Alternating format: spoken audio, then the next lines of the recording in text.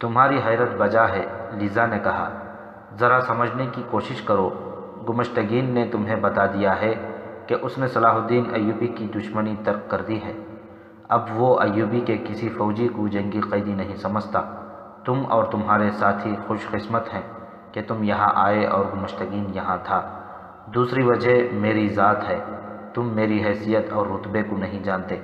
میں تمہاری نظر میں بدکار لڑکی ہوں جو حکمرانوں اور اعلیٰ حکام کی تفریح کا ذریعہ بنتی ہوں۔ یہ سب غلط ہے اور تمہارا وہم ہے۔ لیزا نے اسے بازو سے پکڑا اور کہا، آؤ یہاں سے دور جا بیٹھیں۔ آ جاؤ، میں تمہارے وہم دور کرنا چاہتی ہوں، پھر تم آزاد ہو۔ میرے متعلق جو رائے قائم کرنا چاہو کر لینا۔ قلعے کا یہ حصہ خوشنما تھا۔ کھلا میدان تھا جس کی وسط میں چٹانیں تھیں۔ ان کے ارد گرد سبزہ تھا۔ سبزے میں پھولدار پودے اور درخت تھے۔ قلعہ بہت وسیع و عریض تھا۔ لیزا ناصر کو باتوں میں الجھا کر کمروں سے دور چٹان کے دامن میں لے گئی جہاں پھولوں کی مہک تھی۔ وہ جب ادھر جا رہے تھے اس وقت سلیبی اور تھیریسا ایک دیوار کے ساتھ کھڑے چھپ کر دیکھ رہے تھے۔ لیزا اسے قابو میں لے لے گی، سلیبی نے کہا۔ لڑکی جذباتی ہے، تھیریسا نے کہا۔ اپنے فرائض سے گھبرا کر اسی کے پاس جا بیٹھی تھی۔ اتنی کچی بھی نہیں۔ اس عمر میں اسے باہر کی ڈیوٹی پر نہیں بھیجنا چاہیے تھا، سلیبی نے کہا۔ ہم ساتھ ہیں، کوئی گڑبڑ نہیں کرے گی، لیزا ناصر سے کہہ رہی تھی۔ تم نے مجھ سے پوچھا تھا کہ میں تم پر اتنی مہربان کیوں ہو گئی ہوں۔ تم نے مجھے اپنا دشمن سمجھ کر یہ بات پوچھی تھی۔ میں تمہیں یقین نہیں دلا سکتی کہ دشمنی تمہارے اور تمہارے بادشاہوں کے درمیان ہے۔ میری اور تمہاری کیا دشمنی ہو سکتی ہے؟ اور دوستی بھی کیا ہو سکتی ہے؟ ناصر نے پوچھا۔ لیزا نے گہری آہ بھری اور بازو ناصر کے کندھوں پر رکھ کر کہا، تم پتھر ہو۔ میں نے سنا تھا کہ مسلمانوں کے دل ریشم کی طرح نرم ہوتے ہیں۔ مذہب کو ذرا دیر کے لیے الگ رکھ دو۔ اپنے آپ کو مسلمان اور مجھے عیسائی نہ سمجھو۔ ہم دونوں انسان ہیں، ہمارے سینوں میں دل ہیں۔ کیا تمہارے دل میں کوئی خواہش، کوئی پسند اور کسی چیز سے پیار نہیں ہے؟ ہے اور ضرور ہے۔ تم مرد ہو، تم اپنے دل پر قابو پا سکتے ہو۔ مجھ میں اتنی ہمت نہیں۔ میرا دل بے قابو ہو گیا ہے، تم میرے دل میں اتر گئے ہو۔ ہم تمہیں نشے کی حالت میں قلعے میں لائیں تو شیخ سنان نے حکم دے دیا کہ ان چاروں کو تہ خانے میں بند کر دو۔ اگر تمہیں وہاں لے جاتے تو وہاں سے لاش بن کر نکلتے۔ میں تم جیسے خوبصورت جوان کا یہ انجام برداشت نہیں کر سکتی تھی۔ میں نے شیخ سنان سے کہا کہ یہ تمہارے نہیں ہمارے قیدی ہیں اور یہ ہماری تحویل میں رہیں گے۔ اس بوڑھے کے ساتھ مجھے اور تھیریسا کو بہت دیر جھک جھک کرنی پڑی۔ اس نے ایک شرط بتائی، کہنے لگا، اگر تم انہیں تہ خانے سے بچانا چاہتی ہو تو میری خوابگاہ میں آ جاؤ۔ میرے دل میں اس بوڑھے کے خلاف نفرت پیدا ہو گئی۔ میں نے پس و پیش کی تو اس نے کہا، یہ چاروں تہ خانے میں جائیں گے یا تم میری خوابگاہ میں آؤ گی۔ مجھے بڑی شدت سے محسوس ہوا کہ میں تمہیں آج سے نہیں بچپن سے جانتی ہوں اور میں تمہاری خاطر اپنا جسم، اپنی جان اور اپنی آبرو قربان کر دینے کی ہمت رکھتی ہوں۔ کیا تم نے اپنی آبرو قربان کر دی ہے؟ ناصر نے تڑپ کر پوچھا۔ نہیں، لیزا نے کہا، میں نے اسے وعدے پر ٹالا ہے۔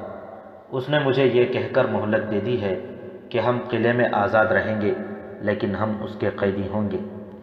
میں تمہاری آبرو کی حفاظت کروں گا، ناصر نے کہا۔ کیا تم نے میری محبت کو قبول کر لیا ہے؟ لیزا نے بھولے بھالے لہجے میں پوچھا۔ ناصر نے کوئی جواب نہ دیا۔ یہ تو اسے ٹریننگ میں بتایا گیا تھا کہ سلیبی لڑکیاں حسن و جوانی اور حسین فریب کا جال کس طرح بچھایا کرتی ہیں، لیکن یہ زبانی ہدایات تھیں جن کی حیثیت وعظ سے بڑھ کر کچھ بھی نہیں تھی۔ اسے ایسے جال سے بچنے کی عملی ٹریننگ نہیں دی گئی تھی، نہ دی جا سکتی تھی۔ اب ایک سلیبی لڑکی نے جال بچھایا تو انسانی فطرت کی کمزوریاں ناصر کی ذات سے ابھر آئیں اور اس کی عقل و دانش پر غالب آنے لگیں۔ وہ ریگزاروں اور بیابانوں میں موت کے ساتھ کھیلنے والا انسان تھا۔ اس کے احساسات ریت میں دبے رہتے تھے۔ اس نے لیزا جیسی دلکش لڑکی کبھی نہیں دیکھی تھی۔ جہاں تک دیکھنے کا تعلق تھا، لیزا کے حسن اور طلسماتی اثر والے جسم نے اس پر کچھ اثر نہیں کیا تھا، مگر اب لیزا کے کھلے بکھرے ہوئے ریشم جیسے ملائم بال، اس کے ایک گال سے کبھی اس کے بازو میں لمس کر جاتے تھے۔ اس کے وجود میں لہر سی دوڑ جاتی اور وہ ہر بار اپنے جسم کے اندر لرزہ سا محسوس کرتا تھا۔ کئی بار ایسے ہوا تھا کہ دشمن کے تیر اس کے جسم کو چھوتے ہوئے گزر گئے تھے، برچھیوں کی انیوں سے اس کی کھال چیر دی تھی۔ وہ کبھی ڈرا نہیں تھا۔ جسم کو چھو کر گزرتے تیروں اور برچھیوں نے اس کے جسم پر ایک ثانیے کے لیے بھی لرزہ طاری نہیں کیا تھا۔ موت کئی بار اس کے ساتھ لگ کر گزر گئی تھی، اس کے حساسات میں ذرا سی بھی ہلچل پیدا نہیں ہوئی تھی۔ وہ اپنے ہاتھوں لگائی ہوئی آگ کے شعلوں میں سے بھی گزرا تھا، مگر کمزور سی ایک لڑکی کے بالوں کے لمس سے اس کے وجود میں بھونچال آ گیا۔ اس نے اس لمس سے بچنے کی ویسی کوشش نہ کی جیسی وہ تیروں اور برچھیوں سے بچنے کے لیے کیا کرتا تھا، اور جب لیزا اس کے اور زیادہ قریب ہو گئی تو ناصر نے محسوس کیا کہ لڑکی ابھی اس سے دور ہے۔ لیزا کو ٹریننگ دی گئی تھی کہ اپنے شکار کو کس طرح ہپنوٹائز کیا جا سکتا ہے۔ اس نے کر لیا۔ ناصر کو ایسی پیاس محسوس ہونے لگی جو سہرا کی پیاس سے بہت مختلف تھی۔ پانی اس پیاس کو نہیں بجھا سکتا تھا۔ جوں جوں رات گزرتی جا رہی تھی، ناصر کی اصلیت ختم ہوتی جا رہی تھی۔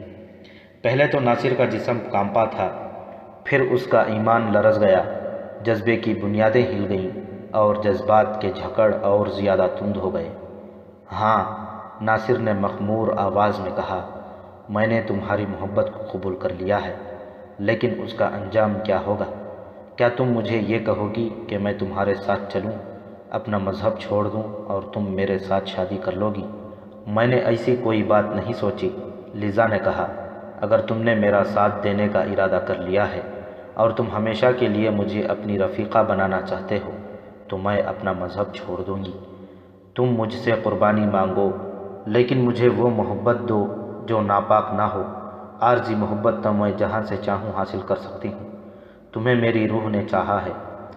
ناصر پر طلسم طاری ہو چکا تھا۔ رات آدھی سے زیادہ گزر گئی تھی۔ ناصر وہاں سے اٹھنا نہیں چاہتا تھا۔ لیزا نے اسے کہا کہ وہ اپنے کمرے میں چلا جائے، پکڑے جانے کی صورت میں انجام اچھا نہیں ہوگا۔ ناصر کمرے میں داخل ہوا تو اس کے ساتھی گہری نیند سوئے ہوئے تھے۔ وہ لیٹ گیا، لیکن اسے نیند نہ آئی۔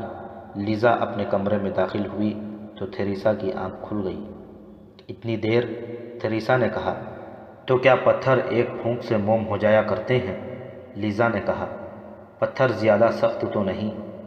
مجھے ناکامی کی توقع تو نہیں تھی، لیزا نے جواب دیا، لیکن مجھے ترکش کا آخری تیر بھی چلانا پڑا۔ وہ پوری طرح میرا غلام ہو گیا ہے۔ یہ کہنے کی ضرورت تو نہیں کہ خود ہی کہیں موم نہ ہو جانا، تھیریسا نے کہا۔ آدمی خوبصورت ہے، لیزا نے کہا اور ہنس پڑی۔ کہنے لگی، مجھے اتنا بھی بھولا بھالا نہ سمجھو، لیکن میں یہ ضرور کہوں گی کہ مجھے اس قسم کے بھولے مرد اچھے لگتے ہیں جن کے کردار میں کوئی فریب نہیں ہوتا۔ ہو سکتا ہے یہ آدمی اس لیے مجھے اچھا لگا ہے کہ میں سیف الدین جیسے بوڑھے اور عیاش مردوں کے ساتھ رہ کر ان سے متنفر ہو گئی ہوں۔ ناصر سے بھی متنفر ہی رہنا، تھیریسا نے کہا۔ محبت کے جھانسے کو اور زیادہ طلسماتی بنا لینا۔ یاد رکھنا کہ اس کے ہاتھوں ہمیں صلیب کے سب سے بڑے دشمن صلاح الدین ایوبی کو قتل کرانا ہے۔ تھیریسا نے اسے کچھ اور ہدایات دیں، ایک دو نئے طریقے بتائے اور دونوں سو گئیں۔ ناصر ابھی تک جاگ رہا تھا۔ تنہائی میں اس نے لیزا کی باتوں پر اور اظہار محبت پر غور کیا تو اس کا ذہن تقسیم ہو گیا۔ اسے اپنی ٹریننگ یاد آئی جس میں اسے صلیبی لڑکیوں کے جادو بھرے جھانسوں کے متعلق بتایا گیا تھا۔ لیزا اسے حسین فریب نظر آنے لگا، لیکن اس کے ذہن میں یہ خیال بھی غالب آ جاتا تھا کہ یہ فریب نہیں۔ جہاں تک جسم اور چہرے مہرے کا تعلق تھا، ناصر میں بہت کشش اور جاذبیت تھی۔ اپنے ان اوصاف سے وہ خود بھی آگاہ تھا۔ انسانی فطرت کی کمزوریاں بھی ناصر کو وہم اور وسوسوں اور خوش فہمیوں میں مبتلا کر رہی تھیں۔ وہ کسی نتیجے پر نہ پہنچا اور اس کی آنکھ لگ گئی۔ اسے ایک آدمی نے جگایا اور کہا کہ اسے تھیریسا نے اپنے کمرے میں بلایا ہے۔ وہ چلا گیا۔ اس کمرے میں تھیریسا اکیلی تھی۔ بیٹھو ناصر، تھیریسا نے کہا، میں تمہارے ساتھ بہت ضروری بات کرنا چاہتی ہوں۔ ناصر اس کے سامنے بیٹھ گیا تو تھیریسا نے کہا، میں تم سے یہ نہیں پوچھوں گی کہ رات لیزا تمہیں باہر لے گئی یا تم اسے لے گئے تھے۔ میں یہ کہنا چاہتی ہوں کہ یہ لڑکی بہت بھولی اور معصوم ہے۔ میں جانتی ہوں کہ وہ تمہیں پسند کرتی ہے، لیکن میں اسے اور تمہیں اجازت نہیں دے سکتی کہ اس طرح رات رات بھر باہر بیٹھے رہو۔ لیزا کو گمراہ کرنے کی کوشش نہ کرو۔ میں نے ایسی کوشش نہیں کی، ناصر نے کہا۔ ہم دونوں باتیں کرتے کرتے ذرا دور نکل گئے تھے۔ میں لیزا کو یہ نہیں کہہ سکتی کہ وہ تمہاری محبت میں ایسی پاگل نہ بنے کہ اسے کسی کا ہوش ہی نہ رہے۔ تھیریسا نے کہا، میں تم سے امید رکھوں گی کہ اس کی کم عمری اور جذباتیت سے فائدہ نہ اٹھاؤ۔ لیزا تمہاری طرح شہزادی ہے، ناصر نے کہا، اور میں تمہارا قیدی ہوں۔ میں ایک حقیر انسان ہوں۔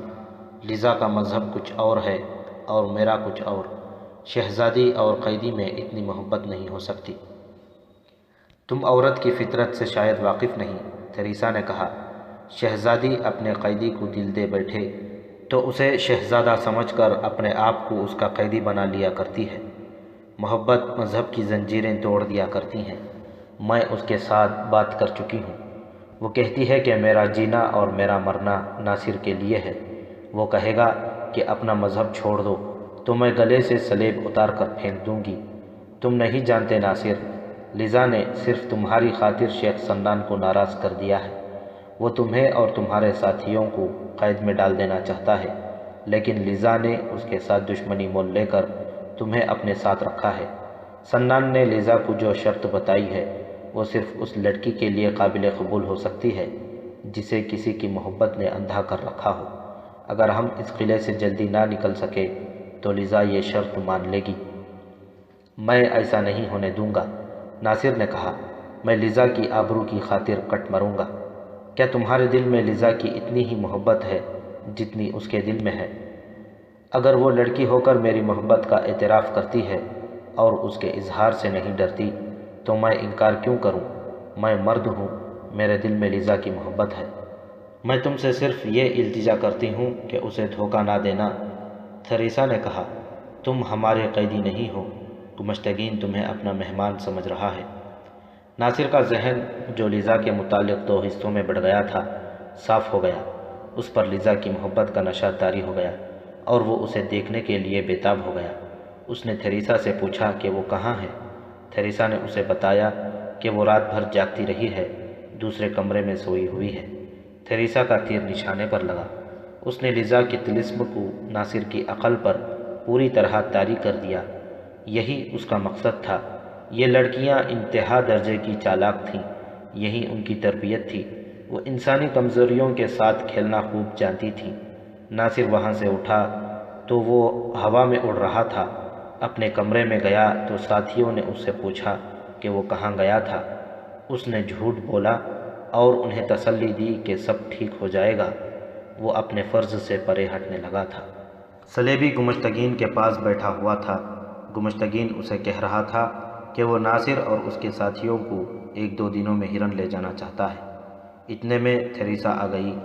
اس نے ان دونوں سے کہا، ان چھاپہ ماروں کا کمانڈر ہمارے جال میں آ گیا ہے۔ اس نے بتایا کہ کس طرح ناصر کے دل پر لیزا کا قبضہ مکمل اور پختہ کر دیا ہے۔ اس نے کہا، اس آدمی کو صلاح الدین ایوبی کے قتل کے لیے استعمال کیا جا سکتا ہے۔ اب دیکھنا یہ ہے کہ یہ آدمی کتنے وقت میں اپنی اصلیت کو بھول کر اپنے سلطان کے قتل کے لیے تیار ہوتا ہے۔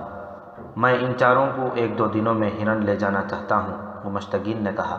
کیا تم دونوں یا اکیلی لیزا میرے ساتھ چلے گی اور میرے ساتھ رہے گی؟ قتل کے لیے ناصر کو لیزا ہی تیار کرے گی۔ میں لڑکیوں کو اپنے ساتھ لے جا رہا ہوں، سلیبی نے کہا۔ میں زیادہ دن رک نہیں سکتا۔ مجھے اپنے حکمرانوں کو جلدی یہ اطلاع دینی ہے کہ حلب، موصل اور ہرن کی فوجیں بالکل بیکار ہیں اور ان فوجوں کے سالار سوائے بھاگنے کے اور کچھ نہیں جانتے۔ میں انہیں صورتحال سے آگاہ کر کے صلاح الدین ایوبی کو شکست دینے کا کوئی اور طریقہ اختیار کرنے کا مشورہ دوں گا۔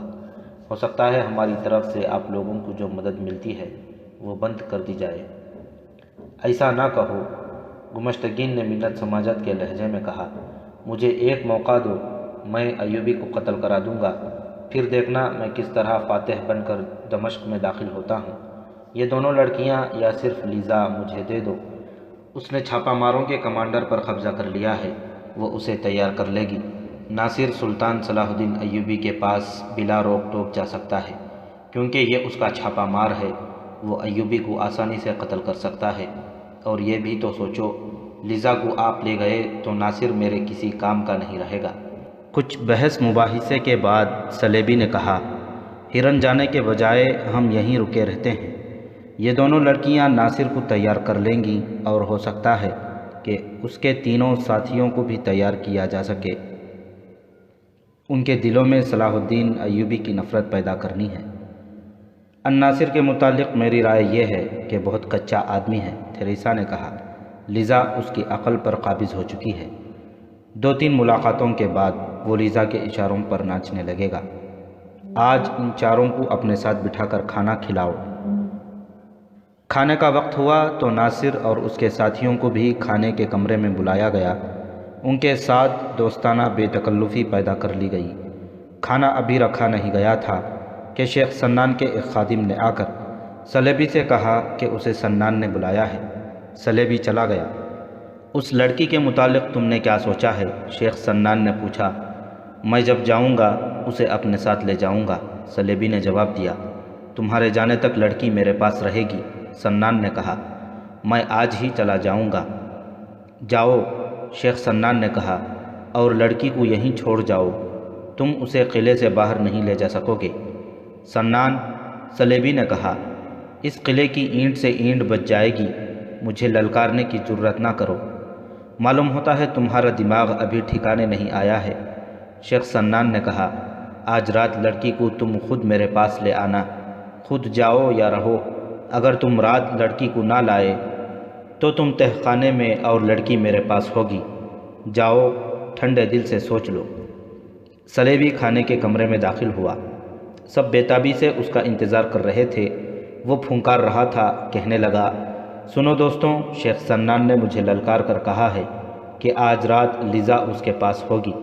اس نے مجھے یہاں تک کہہ دیا ہے کہ لیزا کو میں خود اس کے پاس لے جاؤں گا، اور اگر میں نہ لے گیا تو وہ مجھے تہ خانے میں ڈال دے گا اور لیزا کو لے جائے گا۔ آپ اگر تہ خانے میں چلے گئے تو کیا ہم مر جائیں گے؟ الناصر نے کہا، وہ لیزا کو نہیں لے جا سکے گا۔ لیکن یہ لڑکی تمہاری کیا لگتی ہے ناصر؟ اس کے ایک ساتھی نے پوچھا۔ تم اپنے آپ کو ہمارا قیدی نہ سمجھو، گمشتگین نے کہا، یہ مصیبت ہم سب کے لیے آ رہی ہے۔ تم ہمارے نہیں، شیخ سنان کے قیدی ہو، سلیبی نے کہا۔ تم ہمارا ساتھ دو، ہم باہر جا کر تمہیں آزاد کر دیں گے۔ اب یہاں سے نکلنے کی سوچو۔ مجھے شیخ سنان نے اجازت دے رکھی ہے کہ ان چاروں کو اپنے ساتھ لے جاؤں، گمشتگین نے کہا۔ میں انہیں آج ہی لے جا رہا ہوں، جلدی جلدی کھانا کھا لو، مجھے شام سے بہت پہلے روانہ ہونا ہے۔ گمشتگین کا دماغ بہت تیز تھا۔ اس نے کھانے کے دوران سب کو بتا دیا کہ اس نے کیا سوچا ہے۔ کھانا کھا کر اس نے اپنے خادموں اور باڈی گارڈوں کو بلایا اور کہا کہ وہ فوراً قلعے سے روانہ ہو رہا ہے، سامان فوراً باندھ لیا جائے۔ اسی وقت اس کا قافلہ تیار ہونے لگا۔ اس کے اپنے گھوڑے کے علاوہ 4 گھوڑے باڈی گارڈوں کے تھے۔ 4 اونٹ تھے جن پر کھانے پینے کے سامان کے علاوہ خیمے لادے گئے۔ سفر لمبا تھا، اس لیے خیمے ساتھ رکھے گئے تھے۔ انہیں ان کے بانسوں پر لپٹا گیا تھا۔ گمشتگین شیخ سنان کے پاس گیا اور اسے بتایا کہ وہ جا رہا ہے اور 4 چھاپا ماروں کو بھی ساتھ لے جا رہا ہے۔ ان کے متعلق سودا طے ہو چکا تھا۔ گمشتگین نے زر و جواہرات کی صورت میں قیمت ادا کر دی تھی۔ مجھے امید ہے کہ میں نے سلیبیوں کے کہنے پر جو 4 آدمی بھیج رکھے ہیں وہ صلاح الدین کا کام تمام کر کے ہی آئیں گے، شیخ سنان نے کہا۔ تم سیف الدین کو ان چھاپا ماروں سے قتل کراؤ، تم لوگ لڑ نہیں سکتے۔ اپنے دشمنوں کو چوری چھپے قتل کراؤ۔ تمہارا سلیبی دوست اور اس کی پریاں کہاں ہیں؟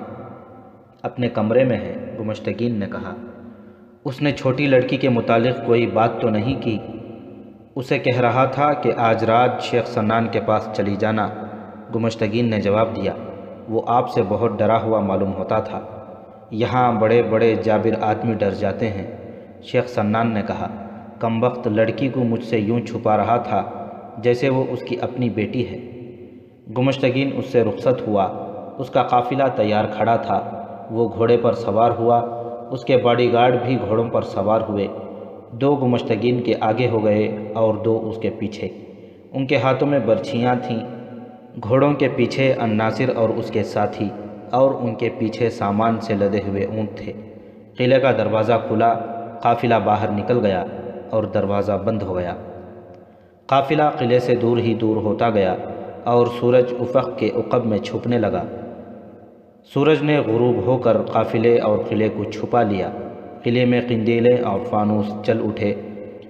شام پوری طرح تاریک ہو گئی تو شیخ سنان نے اپنے دربان سے پوچھا، وہ صلیبی لڑکی کو لے کر نہیں آیا؟ اسے نفی میں جواب ملا۔ اس نے 3-4 بار پوچھا تو بھی اسے نفی میں جواب ملا۔ اس نے اپنے خصوصی خادم کو بلا کر کہا، اس صلیبی سے جا کر کہو کہ چھوٹی لڑکی کو لے کر جلدی آئے۔ خادم ان کمروں میں گیا جہاں صلیبی ٹھہرا کرتے تھے۔ وہاں کوئی نہیں تھا، لڑکیاں بھی نہیں تھیں، تمام کمرے خالی تھے۔ اس نے ادھر ادھر دیکھا، قلعے کے باغ میں گھوم پھر کر دیکھا، چٹان کے ارد گرد گھوم کر دیکھا۔ وہاں سے بھی مایوس لوٹا اور شیخ سنان سے کہا کہ صلیبی اور لڑکیاں نہیں ملیں۔ سنان نے آسمان سر پر اٹھا لیا، اپنی فوج کے کمانڈر کو بلا کر حکم دیا کہ قلعے کے کونوں کھدروں کی تلاشی لو اور صلیبی کو برآمد کرو۔ فوج میں کھلبلی مچ گئی، جسے دیکھو بھاگ دوڑ رہا تھا۔ قلعے میں ہر طرف قندیلیں اور مشعلیں متحرک نظر آتی تھیں۔ صلیبی کہیں سے بھی نہ ملا۔ شیخ سنان نے ان 8 درجن پہرے داروں کو بلایا جو دروازے پر ڈیوٹی پر تھے۔ ان سے پوچھا کہ گمشتگین کے قافلے کے علاوہ کس کے لیے دروازہ کھولا گیا تھا۔ انہوں نے بتایا کہ حکم کے بغیر کسی کے لیے دروازہ نہیں کھولا جاتا اور گمشتگین کے علاوہ کسی اور کے لیے کھولا ہی نہیں گیا۔ انہوں نے گمشتگین کے قافلے کی تفصیل بھی بتائی۔ اس قافلے کے ساتھ صلیبی اور لڑکیاں نہیں تھیں۔ شیخ سنان اپنے کمرے میں پھنکار رہا تھا۔ رات کا پہلا پہر گزر گیا تھا۔ گمشتگین کا قافلہ چلا جا رہا تھا۔ اس نے اپنا گھوڑا روک کر شتربانوں سے کہا، اونٹوں کو بٹھاؤ اور انہیں باہر نکالو، مر ہی نہ جائیں۔ اونٹوں کو بٹھا کر ان پر لدے ہوئے خیمے اتارے گئے۔ خیمے کھولے گئے تو ان میں سے صلیبی، تھیریسا اور لیزا نکلیں۔ وہ پسینے میں نہائے ہوئے تھے۔ گمشتگین انہیں خیموں میں لپیٹ کر قلعہ اسیات سے نکال لایا تھا۔ وہ قلعے سے بہت دور نکل گئے تھے۔ فدائیوں سے ایسی توقع نہیں رکھی جا سکتی تھی کہ وہ تعاقب میں آئیں گے۔ یہ فرقہ جنگجو نہیں تھا، کسی کے ساتھ آمنے سامنے کی لڑائی کا خطرہ مول نہیں لیا کرتا تھا۔ پھر بھی گمشتگین نے قافلے کو قیام نہ کرنے دیا۔ لڑکیوں کو اونٹوں پر سوار کر دیا گیا۔ صلیبی چھاپہ ماروں کے ساتھ پیدل چل پڑا۔ اس کا گھوڑا اور لڑکیوں کے گھوڑے قلعے میں رہ گئے تھے۔ صلیبی اس خطے کی زبان روانی سے بولتا تھا۔ اس نے ناصر کے ساتھ باتیں شروع کر دیں۔ ان باتوں میں دوستی اور پیار کا رنگ غالب تھا۔ ناصر کے دل سے قطرے نکل گئے۔ وہ تو لیزا کے قریب ہونا چاہتا تھا۔ لیزا کے قریب ہونے کا موقع آدھی رات کے بعد ملا، جب ایک جگہ قافلے کو قیام کے لیے روکا گیا اور گمشتگین کے لیے خیمہ کھڑا کر دیا گیا۔ باقی سب کے لیے الگ الگ خیمے نصب کیے گئے۔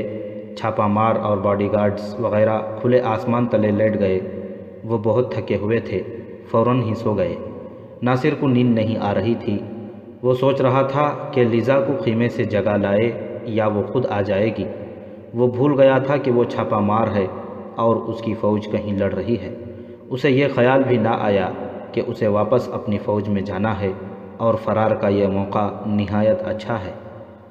جب سب بے ہوشی کی نیند سو گئے ہیں، گھوڑے بھی ہیں، ہتھیار بھی ہیں اور خوردو نوش کا سامان بھی ہے، اس کے ساتھی اسی پر بھروسہ کیے سو گئے تھے۔ وہ اپنے کمانڈر کی ہدایت کے پابند تھے۔ انہیں معلوم نہیں تھا کہ ان کا کمانڈر اپنی عقل، اپنا ایمان اور اپنا جذبہ ایک نوجوان لڑکی کے سپرد کر چکا ہے۔ عورت اپنی تمام تر تباہ کاری کے ساتھ اس کے اعصاب پر سوار ہو چکی تھی۔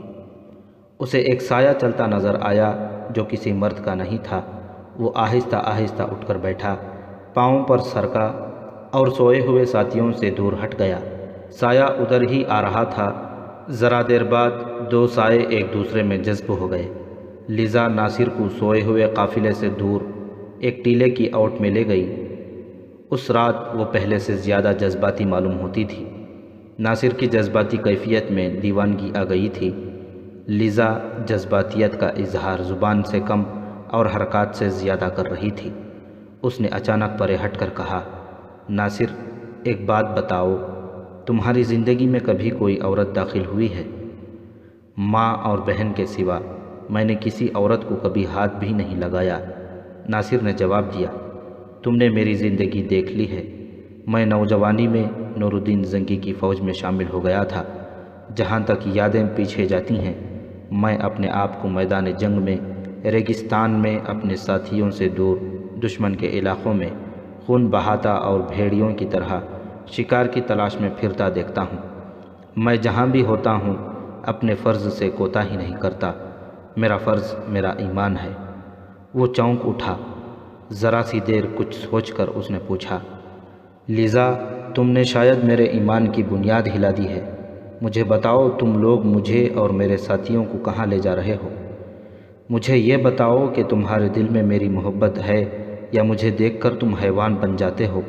لیزا نے ایسے لہجے میں پوچھا جس میں پیار اور مذاق کی ہلکی سی بھی جھلک نہیں تھی۔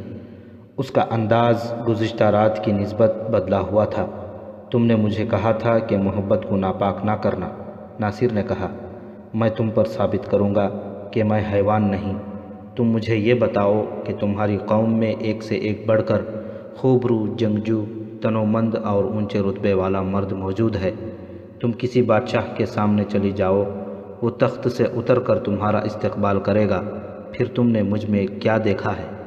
لیزا نے کوئی جواب نہ دیا۔ ناصر نے اس کے کندھے پر ہاتھ رکھ کر کہا، مجھے جواب دو لیزا۔ لیزا نے سر گھٹنوں پر رکھ دیا۔ ناصر کو اس کی سسکیاں سنائی دیں۔ وہ پریشان ہو گیا۔ اس نے بار بار اس سے پوچھا کہ وہ کیوں رو رہی ہے۔ وہ روتی رہی۔ ناصر نے اسے اپنے بازوؤں میں لے لیا تو لیزا نے سر اس کے سینے پر رکھ دیا۔ ناصر سمجھ نہ سکا کہ جس طرح اس کی اپنی ذات سے انسانی فطرت کی بنیادی کمزوری ابھر کر اس کی عقل پر غالب آ گئی تھی، اسی طرح لیزا بھی ایک کمزوری کی گرفت میں آ گئی تھی۔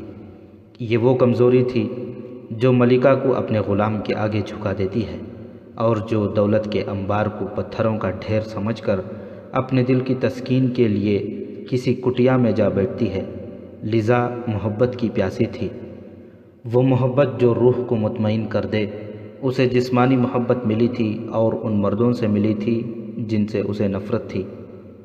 اس نے اسیات کے قلعے کی طرف جاتے ہوئے اور قلعے میں پہنچ کر بھی تھیریسا کے آگے اپنے جذبات کا اظہار کر دیا تھا۔ وہ کچھ سوچے سمجھے بغیر ناصر کے پاس جا بیٹھی تھی اور اسے کہا تھا، مجھ پر بھروسہ نہ کرنا۔ اس وقت اس کے دل میں کوئی فریب کاری نہیں تھی، یہ اس کے دل کی آواز تھی۔ وہ اپنی روح کی رہنمائی میں ناصر کے پاس چلی گئی تھی۔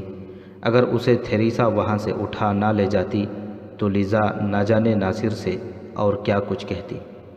پھر اسے ناصر کو پھانسنے کو کہا گیا۔ اس نے یہ کمال بھی کر دکھایا، مگر اس کا دل ساتھ نہیں دے رہا تھا۔ یہ اس کا فرض تھا جو اس نے ادا کیا تھا۔ وہ اپنے دل اور فرض کے درمیان بھٹک گئی تھی۔ ناصر کو معلوم نہیں تھا کہ تھوڑی دیر بعد جب قافلہ رکا اور خیمے نصب کیے جا رہے تھے تو گمشتگین نے لیزا کے کان میں کہا تھا، سب سو جائیں تو میرے خیمے میں آ جانا، تمہاری قوم کی بھیجی ہوئی بہترین شراب پیش کروں گا۔ تمہیں بڑی استادی سے شیخ سنان سے بچا کر لایا ہوں۔ لیزا نے اسے کوئی جواب نہیں دیا تھا۔ اس سے ہٹی تو سلیبی نے اسے کہا، خدا نے تمہیں اس بوڑھے درندے سے بچا لیا ہے۔ تھیریسا سو جائے تو میرے خیمے میں آ جانا، جشن منائیں گے۔ لیزا کو اپنی خوبصورتی اور اپنے جسم سے نفرت ہونے لگی۔ وہ اپنے خیمے میں چلی گئی تھی۔ تھیریسا سو گئی، لیزا کی آنکھ نہ لگی۔ وہ اٹھی اور دبے پاؤں ناصر کی طرف چل پڑی۔ ناصر اسی کے خیال اور انتظار میں جاگ رہا تھا۔ وہ ناصر کو کوئی جواب دینے ہی لگی تھی کہ ناصر نے چونک کر کہا، سنو، تمہیں کوئی آہٹ سنائی دے رہی ہے؟ گھوڑے آ رہے ہیں۔ دھمک بڑی صاف ہے، لیزا نے کہا، سب کو جگا دیں، شیخ سنان نے ہمارے تعاقب میں سپاہی بھیجے ہوں گے۔ ناصر دوڑ کر ٹیلے پر چڑھ گیا۔ اسے بہت سے مشعلیں نظر آئیں جو گھوڑوں کی چال کے ساتھ اوپر نیچے ہو رہی تھیں۔ گھوڑوں کے قدموں کی آوازیں بلند ہوتی جا رہی تھیں۔ ناصر دوڑتا نیچے آیا، لیزا کو اپنے ساتھ لیا اور سوئے ہوئے قافلے کی طرف دوڑا، سب کو جگا دیا۔ اس نے اپنے چھاپا ماروں کو ساتھ لیا اور ٹیلے کے قریب لے گیا۔ لیزا کو اپنے ساتھ رکھا۔ سب کے پاس برچھیاں اور تلواریں تھیں۔ گمشتگین کے باڈی گارڈ اور شتربان بھی برچھیوں اور تلواروں سے مسلح ہو کر مقابلے کے لیے تیار ہو گئے۔ وہ 15-16 سوار تھے، 6-7 کے ہاتھوں میں مشعلیں تھیں۔ انہوں نے آتے ہی قافلے کو گھیرے میں لے لیا۔ ایک نے للکار کر کہا، دونوں لڑکیاں ہمارے حوالے کر دو۔ شیخ سنان نے کہا ہے کہ دونوں لڑکیاں دے دو گے تو خیریت سے جا سکو گے۔ ناصر تجربے کار چھاپا مار تھا۔ اس نے اپنے چھاپا مار پہلے ہی گھیرے سے دور کر کے چھپا لیے تھے۔ اس نے اشارہ کیا اور وہ اپنے 3 چھاپا ماروں کے ساتھ ان سواروں پر ٹوٹ پڑا جو اس کے سامنے تھے۔ چھاپا ماروں نے پیچھے سے برچھیاں اس کے جسموں میں داخل کر دیں۔ سوار گرے تو ناصر اپنے ساتھیوں سے بلند آواز سے کہا، ان کے گھوڑے پر سوار ہو جاؤ۔ ایک گھوڑا اس نے پکڑ لیا، اس پر سوار ہوا اور اپنے پیچھے لیزا کو بٹھا لیا۔ اسے کہا کہ بازو مضبوطی سے اس کی کمر کے گرد لپیٹ لیں۔ سنان کے فدائیوں نے ہلہ بول دیا۔ انہوں نے مشعلیں پھینک دی تھیں، یہ جلتی رہیں۔ ناصر اور اس کے چھاپا ماروں نے بہت مقابلہ کیا۔ ایک گھوڑے کے سرپٹ دوڑنے کی آواز آئی جو دور ہٹتی گئی۔ وہ گمشتگین تھا جو جان بچا کر بھاگ گیا تھا۔ فدائیوں نے ناصر کے گھوڑے پر لڑکی دیکھ لی تھی، اسے وہ زندہ پکڑنے کی کوشش کر رہے تھے۔ 3-3 4-4 گھوڑے اسے گھیرے میں لیتے اور سوار برچھیوں سے اس کے گھوڑے کو زخمی کرنے کے لیے برچھیوں سے وار کرتے تھے۔ ناصر تجربے کار لڑاکا سوار تھا۔ اس نے اپنے گھوڑے کو بچائے رکھا اور 2 فدائی گرا لیے۔ اسے دوڑتا گھوڑا یکلخت روکنا اور تیزی سے موڑنا پڑتا تھا۔ لیزا کے پاؤں رکابوں میں نہیں تھے۔ ایک بار ناصر کو گھوڑا تیز رفتار پر ہی موڑنا پڑا۔ لیزا سنبھل نہ سکی اور گر پڑی۔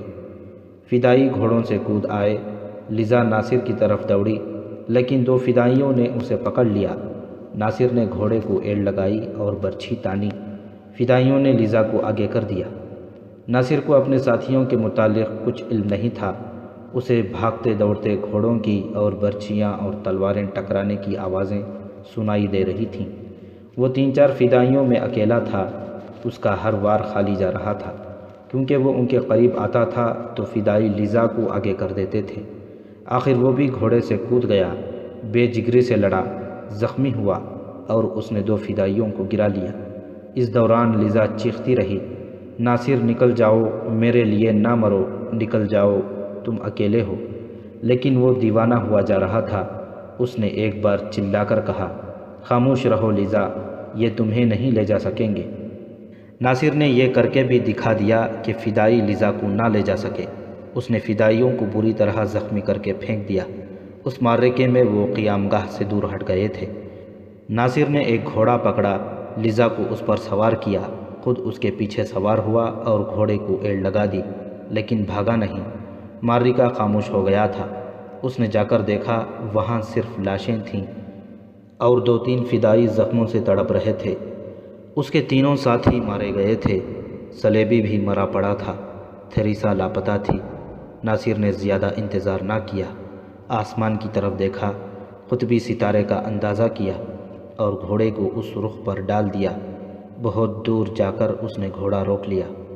اب بتاؤ تم کہاں جانا چاہتی ہو؟ اس نے لیزا سے پوچھا۔ میں تمہیں صرف اس لیے اپنے ساتھ نہیں لے جاؤں گا کہ تم تنہا رہ گئی ہو اور مجبور ہو۔ کہو تو تمہیں تمہارے علاقے میں لے چلتا ہوں۔ قید ہو گیا تو پرواہ نہیں کروں گا، تم امانت ہو۔ اپنے ساتھ لے چلو، لیزا نے کہا۔ ناصر، مجھے اپنی پناہ میں لے لو۔ گھوڑا رات بھر چلتا رہا۔ صبح طلوع ہوئی تو ناصر نے علاقہ پہچان لیا۔ یہیں کہیں اس نے ایک بار اپنے جیش کے ساتھ شبخون مارا تھا۔ وہاں مٹی کے ٹیلے اور بھری چٹانیں تھیں۔ چلتے چلتے وہ ایک چشمے تک پہنچ گئے۔ یہ ایک چٹان کے دامن میں تھا۔ ناصر کے کپڑے خون سے لال ہو گئے تھے۔ دونوں نے گھوڑے سے اتر کر پانی پیا، گھوڑے کو پانی پلایا۔ ناصر نے زخم دیکھے، کوئی زخم گہرا نہیں تھا، خون رک گیا تھا۔ اس نے اس ڈر سے زخم نہ دھوئے کہ خون جاری ہو جائے گا۔ لیزا ٹہلتی ٹہلتی ایک طرف نکل گئی۔ ناصر اسے ڈھونڈتے ڈھونڈتے چٹان کی دوسری طرف گیا۔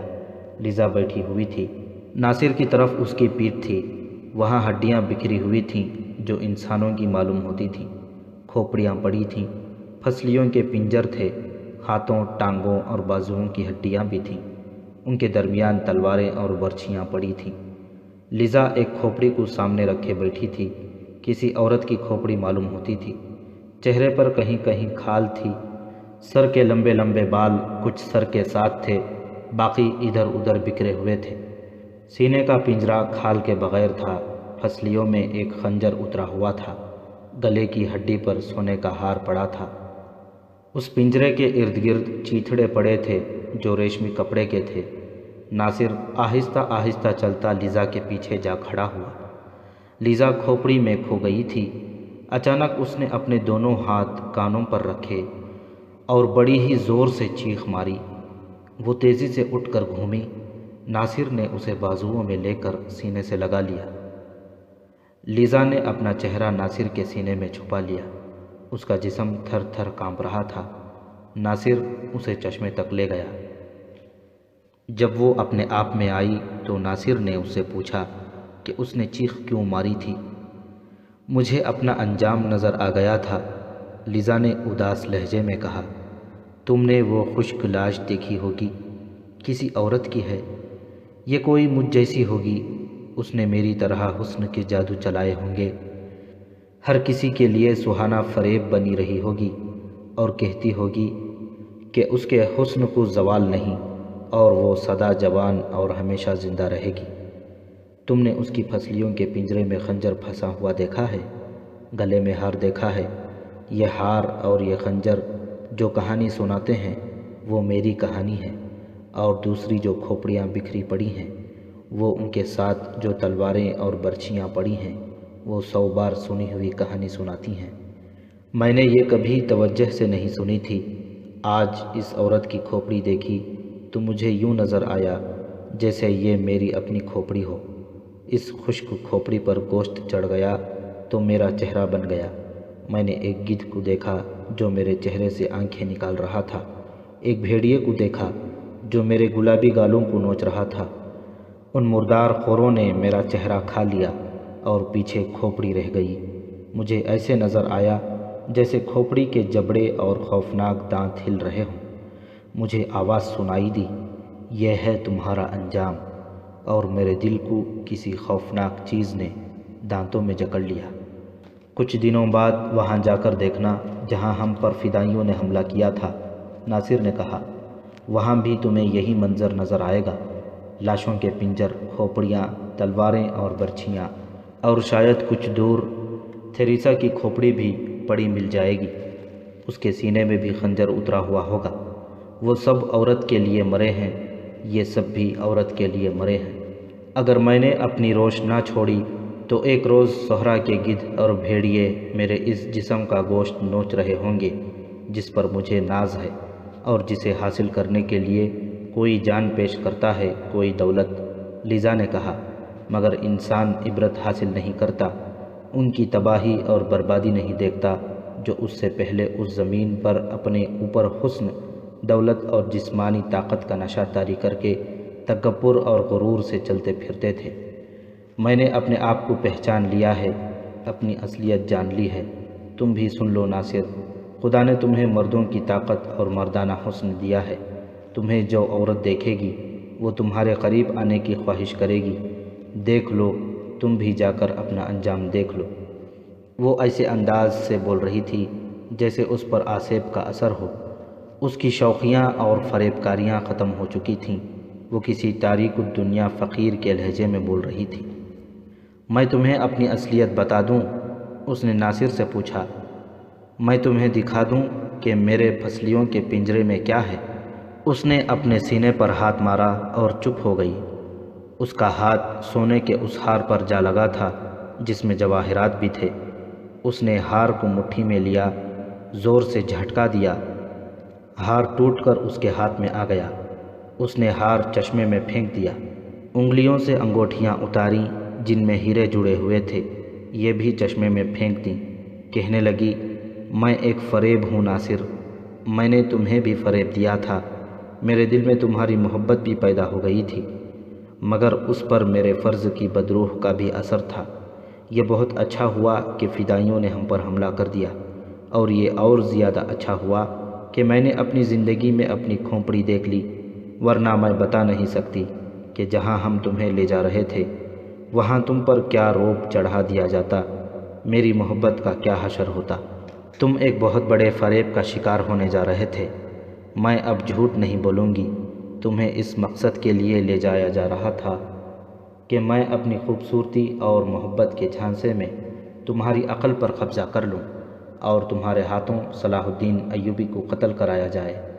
گمشتگین قلعہ اسیات میں اس لیے گیا تھا کہ شیخ سنان اسے صلاح الدین ایوبی کے قتل کے لیے کرائے کے قاتل دے دے۔ سنان نے بتایا کہ اس نے 4 فدائی بھیج رکھے ہیں، اگر یہ بھی ناکام ہو گئے تو وہ آئندہ اس کام کے لیے کوئی فدائی نہیں بھیجے گا، کیونکہ وہ بہت سے کارآمد فدائی ضائع کر چکا ہے۔ آخر یہ سودا طے ہوا کہ گمشتگین تمہیں اور تمہارے ساتھیوں کو اپنے ساتھ لے جائے اور سیف الدین کے قتل کے لیے تیار کرے۔ اتنے میں ہمارا افسر آ گیا، اس نے فیصلہ کیا کہ ایوبی کا قتل ضروری ہے۔ یہ کبھی ممکن نہیں ہو سکتا کہ میں سلطان صلاح الدین ایوبی کے سائے کو بھی میلی نگاہ سے دیکھوں۔ ناصر نے کہا، دنیا کی کوئی طاقت مجھے اتنا بے عقل نہیں بنا سکتی۔ لیزا ہنس پڑی، کہنے لگی، میں نے دل سے اپنے فرائض کو قبول نہیں کیا، ورنہ ہم فولاد کو بھی پانی بنا دیا کرتی ہیں۔ اس نے ناصر کو تفصیل سے بتایا کہ اس کے فرائض اور جذبات میں کتنا تضاد ہے۔ اس نے یہ بھی بتایا کہ وہ سیف الدین کے پاس رہی ہے۔ اس نے پوچھا، کیا تم مجھ جیسی ناپاک لڑکی کو قبول کر لو گے؟ میں سچے دل سے اسلام قبول کر لوں گی۔ اگر تم نے سچے دل سے توبہ کر لی تو میرے لیے یہ گناہ ہوگا کہ میں تمہیں قبول نہ کروں۔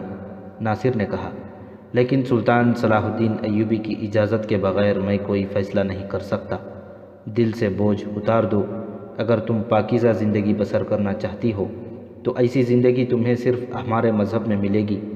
اس نے پوچھا، کیا تمہیں معلوم ہے کہ جو فدائی ہمارے سلطان کے قتل کے لیے گئے ہیں وہ کس بھیس میں گئے ہیں اور قاتلانہ حملہ کس طرح کریں گے؟ کچھ علم نہیں، لیزا نے جواب دیا۔ میرے سامنے اس سے زیادہ کوئی بات نہیں ہوئی کہ 4 فدائی بھیجے گئے ہیں۔ ہمیں اڑ کر ترکمان پہنچنا ہوگا، ناصر نے کہا۔ مجھے سلطان اور اس کے محافظوں کو خبردار کرنا ہے۔ اس نے لیزا کو اپنے آگے گھوڑے پر بٹھا لیا اور ایڑ لگا دی۔ اتنی حسین لڑکی اس کے سینے سے لگی ہوئی تھی، اس کے ریشم جیسے بال اس کے گالوں پر لہرا رہے تھے، مگر اس کے ذہن میں سلطان ایوبی نما ہو گیا تھا۔ فرض نے اس کے جذبات کو سلا دیا تھا، مقصد نے اسے مرد میدان اور انسان کامل بنا دیا تھا، اور لیزا کی تو جیسے روح ہی بدل گئی تھی۔ وہ اس قوی اور تنومند جوان کے قبضے میں اور اس کے رحم و کرم پر تھی، لیکن اسے جیسے احساس ہی نہیں تھا کہ وہ مرد ہے اور یہ ایک نوجوان لڑکی۔ اگر کوئی واعظ برسوں واعظ سناتا رہتا تو لیزا پر کچھ اثر نہ ہوتا۔ ناصر نے خاموش زبان سے یہ حقیقت اس کے دل میں اتار دی کہ وہ پاکیزہ زندگی بسر کرنا چاہتی ہے تو ایسی زندگی اسے اسلام میں ملے گی۔ سلطان صلاح الدین ایوبی کو قلعہ اعزاز کے قلعہ دار کا جواب آگ بگولا کیے ہوئے تھا۔ اسے یہ قلعہ سر کرنا تھا اور فوراً بعد حلب کو محاصرے میں لے کر یہ شہر لینا تھا۔ اسے بوزا اور منبج کے 2 قلعے لڑے بغیر مل گئے تھے۔ ان میں جو دستے تھے انہیں اس نے اپنی فوج میں شامل کر کے ان کی جگہ اپنے دستے بھیج دیے تھے، اور وہ اعزاز اور حلب کی طرف پیش قدمی کی اسکیم بنا رہا تھا۔ اس نے حسب معمول دیکھ بھال کے لیے اپنے فوج اور اس علاقے میں بھیج رکھے تھے۔ اپنے فوجی اس علاقے میں بھیج رکھے تھے جہاں اسے آگے بڑھنا اور محاصرہ کرنا تھا۔ جاسوسوں نے اسے حلب اور اعزاز کے دفاعی انتظامات بتا دیے تھے۔ سلطان ایوبی خود بھی آگے چلا جاتا تھا اور اپنی آنکھوں زمین کے خد و خال اور دیگر جنگی قوائف کا جائزہ لیتا تھا۔ ایسے دوروں کے دوران وہ اپنا جھنڈا ساتھ نہیں رکھتا تھا اور اپنے محافظوں باڈی گارڈز کو بھی ساتھ نہیں لے جاتا تھا تاکہ دشمن کو پتہ نہ چل سکے کہ یہ صلاح الدین ایوبی ہے۔ وہ گھوڑا بھی کسی دوسرے کا استعمال کرتا تھا۔ اس کے گھوڑے کو، جس کے سفید رنگ پر کہیں کہیں گہرے لال دھبے تھے، دشمن کے سالار کو پہچانتے تھے۔ اسے کہا گیا تھا کہ وہ محافظوں کے بغیر اتنی دور نہ نکل جایا کرے، لیکن اس نے اپنی حفاظت کی کبھی پرواہ نہیں کی تھی۔ اب تو اس پر جنون سا طاری تھا وہ اپنے مسلمان دشمنوں کو ناکوں چنے چبوا چکا تھا۔ ان کے تابوت میں آخری کیل گاڑنی رہ گئی تھی۔ وہ علاقہ ایسا تھا کہ چٹانیں اور ٹیلے بھی تھے اور کہیں کہیں درختوں کے جھنڈ بھی تھے، کچھ حصے میں گہرے کھڈ بھی تھے۔ ایسے علاقے میں سلطان ایوبی کا محافظوں کے بغیر گھومنا پھرنا خطرناک تھا۔ سلطان محترم، اس کی انٹیلیجنس کے سربراہ حسن بن عبداللہ نے ایک روز اسے جھنجھلا کر کہا، خدا نخواستہ آپ پر قاتلانہ حملہ کامیاب ہو گیا تو سلطنت اسلامیہ آپ جیسا کوئی دوسرا پاسبان پیدا نہیں کر سکے گی۔ ہم قوم کو منہ دکھانے کے قابل نہیں رہیں گے۔ آنے والی نسلیں ہماری قبروں پر لعنت بھیجیں گی کہ ہم آپ کی حفاظت نہ کر سکے تھے۔ اگر خدا کو یہی منظور ہے کہ مجھے کسی فدائی یا صلیبی کے ہاتھوں قتل ہونا ہے تو میں اپنی موت کو کیسے روک سکتا ہوں؟ سلطان ایوبی نے کہا، بادشاہ جب اپنی جان کی حفاظت میں مگن ہو جاتے ہیں تو وہ ملک اور قوم کی آبرو کی حفاظت کے قابل نہیں رہتے۔ اگر مجھے قتل ہونا ہے تو مجھے اپنا فرض جلدی جلدی ادا کر لینے دو۔ مجھے محافظوں کا قیدی نہ بناؤ، مجھ پر بادشاہی کا نشہ طاری نہ کرو۔ تم جانتے ہو مجھ پر کتنے قاتلانہ حملے ہو چکے ہیں۔ اللہ نے مجھے ہر بار بچا لیا ہے، اب بھی بچا لے گا۔ اس کا ذاتی عملہ اس کی سلامتی کے لیے پریشان رہتا تھا۔ پچھلی کہانیوں میں وہ تمام قاتلانہ حملے بیان کیے گئے ہیں جو اس پر ہوئے تھے۔ ہر حملے کے وقت وہ اکیلا تھا، لیکن اس کا محافظ دستہ قریب ہی تھا جو ہر بار وہاں پہنچ گیا۔ اب سلطان ایوبی نے یہ طریقہ اختیار کر لیا تھا کہ وہ اپنے ذاتی عملے اور محافظوں کو کسی جگہ کھڑا کر کے خود ٹیلوں اور چٹانوں میں غائب ہو جاتا تھا۔ حسن بن عبداللہ نے یہ انتظام کر رکھا تھا کہ محافظ دستے کے چند ایک آدمی دور دور رہ کر سلطان ایوبی پر نظر رکھتے تھے۔ یہ کسی کو بھی معلوم نہیں تھا کہ بہت دنوں سے 4 آدمی ویرانوں میں گھوم پھر رہے ہیں اور وہ سلطان ایوبی پر نظر رکھتے ہیں۔ یہی وہ 4 فدائی تھے جن کے متعلق قلعہ اسیات میں شیخ سنان نے گمشتگین کو بتایا تھا کہ سلطان ایوبی کے قتل کے لیے بھیجے گئے ہیں۔ ان چاروں نے دیکھ لیا تھا کہ سلطان ایوبی محافظوں کے بغیر گھومتا پھرتا رہتا ہے، چنانچہ انہوں نے یہ منصوبہ ترک کر دیا تھا کہ جنگ زدہ علاقے کے پناہ گزینوں کے روپ میں سلطان ایوبی کے پاس جائیں گے اور اسے قتل کر دیں گے۔ سلطان ایوبی انہیں بڑا اچھا موقع دے رہا تھا۔ ان 4 فدائیوں کی اسکیم اچھی تھی۔ ان کی کمزوری یہ تھی کہ وہ اپنے ساتھ تیر و کمان نہیں لائے تھے کیونکہ پکڑے جانے کا خطرہ تھا۔ اگر ان کے پاس ایک ہی کمان ہوتی تو وہ کسی بھی جگہ چھپ کر سلطان ایوبی کو نشانہ بنا سکتے تھے۔ وہاں چھپنے کی جگہیں بہت تھیں، آسانی سے فرار ہوا جا سکتا تھا۔ ان کے پاس لمبے خنجر تھے۔ ادھر سے ناصر لیزا کو گھوڑے پر بٹھائے تیزی سے آ رہا تھا۔ لیزا نے اسے بتا دیا تھا کہ 4 فدائی سلطان ایوبی کے قتل کے لیے گئے ہوئے ہیں۔ ناصر بہت جلدی سلطان ایوبی تک پہنچنا اور اسے خبردار کرنا چاہتا تھا، مگر سفر لمبا تھا اور گھوڑے پر 2 سواروں کا بوجھ تھا۔ گھوڑا اتنی لمبی مسافت دوڑتے ہوئے طے نہیں کر سکتا تھا۔ اس نے راستے میں گھوڑے کو آرام دیا، پانی پلایا اور چل پڑا۔ ادھر سلطان ایوبی اپنی حفاظت سے بالکل ہی بے نیاز ہو گیا تھا اور 4 فدائی چھپ کر اسے دیکھ رہے تھے۔ اس علاقے میں کوئی فوج نہیں تھی، کوئی آبادی بھی نہیں تھی۔ فدائی جنگل کے درندوں کی طرح شکار کی تلاش میں رہتے اور رات وہیں کہیں گزار لیتے تھے۔ سورج غروب ہو گیا۔ ناصر اور لیزا کا گھوڑا چلتا رہا۔ اس کی چال بتا رہی تھی کہ اس کی رفتار کم ہوگی، بڑھے گی نہیں۔ ناصر نے بوجھ کم کرنے کے لیے گھوڑے سے چھلانگ لگا دی اور لگام پکڑ کر پیدل چلنے لگا۔ رات گزرتی جا رہی تھی۔ لیزا نے ناصر سے 3-4 بار کہا کہ وہ اور زیادہ سواری نہیں کر سکتی۔ اس کی ہڈیاں بھی دکھنے لگی تھیں۔ وہ کچھ دیر آرام کرنا چاہتی تھی، لیکن ناصر جو خود تھکن، پیاس اور بھوک سے بے حال ہوا جا رہا تھا، نہ رکا۔ اس نے لیزا سے کہا، تمہاری اور میری جان سے سلطان صلاح الدین ایوبی بہت زیادہ قیمتی ہے۔ اگر میں رک گیا اور سلطان قتل ہو گیا تو میں سمجھوں گا کہ میں اپنے سلطان کا قاتل ہوں۔